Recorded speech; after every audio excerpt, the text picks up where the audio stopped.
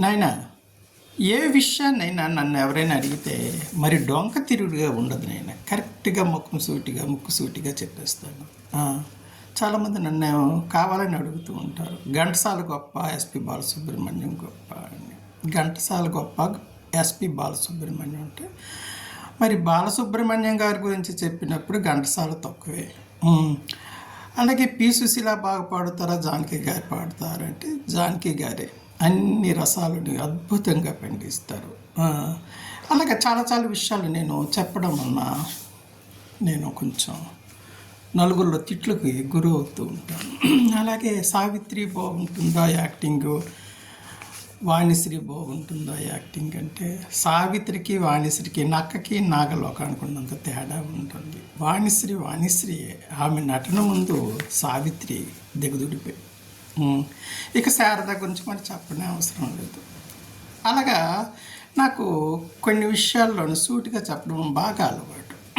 చెప్పేస్తాను, ఎవరేమనుకున్నా నాకు అనవసరం.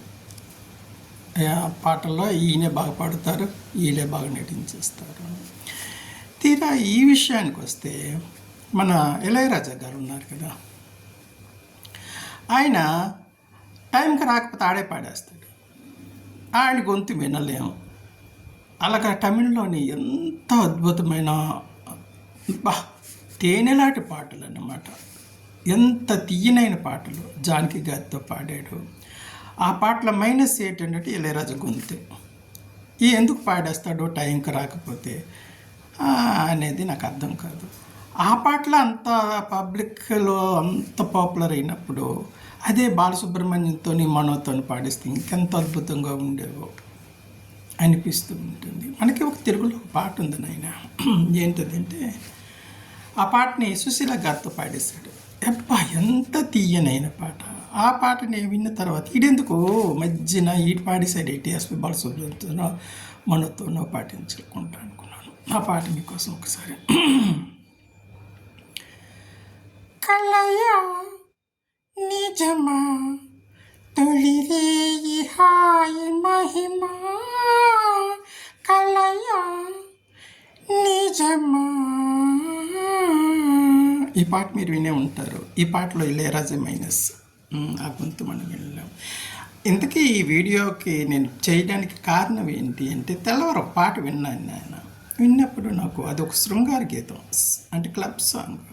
ఆ క్లబ్ సాంగ్ని పి సుశీల చేత పాడించారు. అసలు ఈ పి సుశీల చేత ఎందుకు పాడించారు నాకు అర్థం కాలేదు. ఎల్ఆర్ఎస్వరి ఉంది, ఎస్ జానకి ఉన్నది, వీళ్ళిద్దరిని కాదని పి సుశీల చేత పాడించారు. అంటే కొంతమంది మ్యూజిక్ డైరెక్టర్లు కొంతమందికి అలాగ పైకి అప్ చేయాలని చూస్తారు, కానీ కొన్ని పాటలు పాడినప్పుడు అలా అప్ కన్నా డౌన్ అయిపోతారు. అలాగే పి సుశీల గారు ఈ పాట పాడినప్పుడు నాకు అనిపించింది, ఈవిడ ఎందుకు పాడారు ఈ పాట.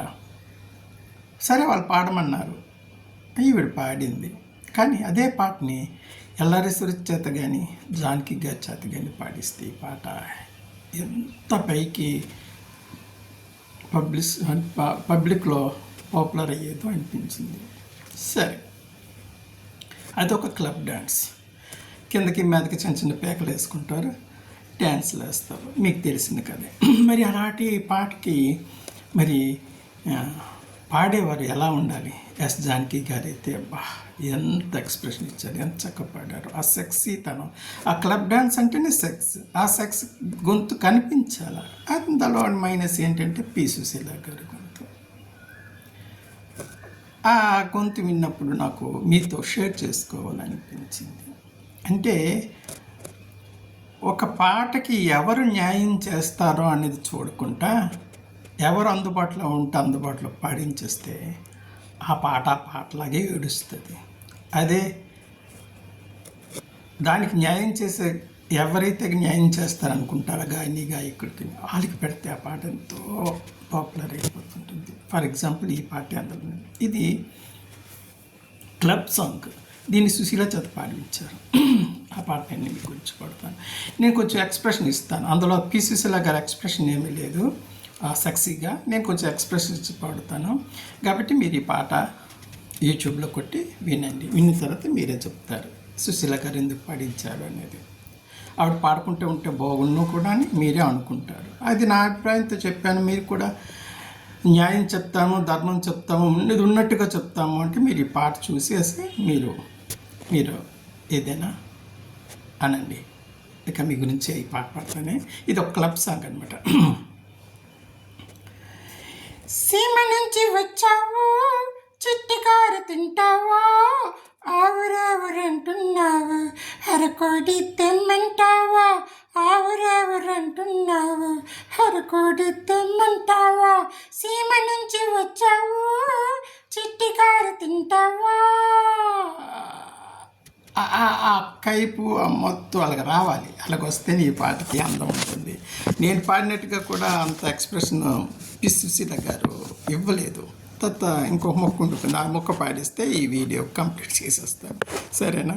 మీరేమి అనుకోకండి నాయన, నేనేంటి తాతయ్య ఇన్ని రకాలుగా పెడుతున్నాడు, ఇన్ని విమర్శనాత్మకంగా మంచి మంచి వీడియోలు పెడుతున్నారు, ఇలాంటిగా పిచ్చి పిచ్చిగా పెడుతున్నారు అనుకోకండి. ప్రతి వీడియో చూడండి, చూసిన తర్వాత మీరు న్యాయం చెప్పండి. మీరే న్యాయం నిర్ణయిస్తారు కదా. యూట్యూబ్కి న్యాయం చెప్పాలి అనుకున్నప్పుడు మీరు స్పష్టంగా వినండి. నిజంగా ధర్మబద్ధంగా న్యాయం చెప్పండి. అబద్ధాలు ఆడుకుంటే న్యాయం చెప్పండి. వ్యత్యాసాలు చూపించకండి. బాగుంటే బాగుందనండి, బాగోలేకపోతే బాగోలేదనండి. అది కదా న్యాయం, ధర్మం. సరేనా? అయితే అందులోని ఇంకో మొక్క కూడా ఉంది. ఆ దాన్ని కూడా ఆవిడ ఏం బాగా పాడలేదు, ఎక్స్ప్రెషన్ సక్సీగా ఇవ్వలేదని నా భావన. ఏదో తీయగా పాడేస్తే ఇలాంటి గుడ్డపేకలు వేసుకుని దానికి అందం ఉండదు కదా, అందుకని నేను అంటున్నాను. సరే, ఆ ఉన్న మొక్క కూడా పాడతాను.